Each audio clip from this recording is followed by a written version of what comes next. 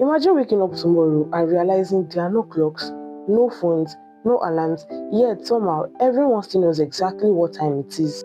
Hi Moriant, welcome to another episode of History with the Global Moon. This is where we tell African history the way it should be told. Today, time controls almost everything we do. We wake up with alarms, check our phones every few minutes, and our whole day is scheduled around the clock.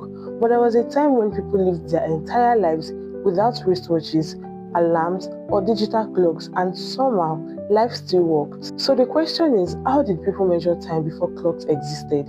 In many parts of Africa, people understood time through nature and the rhythm of everyday life.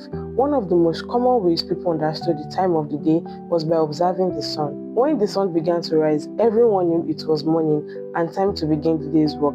Farmers would head to their farms, traders would prepare for the market, and households would begin their daily routines. When the sun moved higher into the sky and stood almost directly above, people understood that it was midday.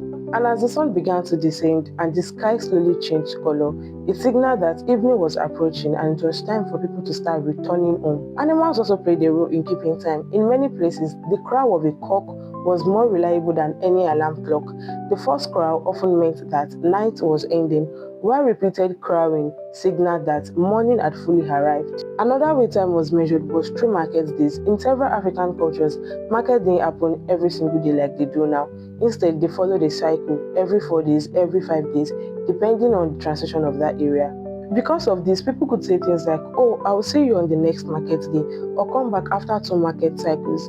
In this way, markets help people to organize activities and understood the passage of time. So even without clocks or alarms, people still had a clear sense of time. They simply paid attention to the pattern of nature around them. For our ancestors, time was not something to constantly rush against. It moved with the rhythm of the sun, the moon, animals, and the daily life of the people. And maybe that's why life felt a little more balanced then, because time flowed with people instead of people constantly racing against it. That will be all on today's gist. Remember, the past is never just the past, it is our teacher. I'll see you next Tuesday for another episode of History with the Global Mo. Thank you so much for watching. Bye, Morians.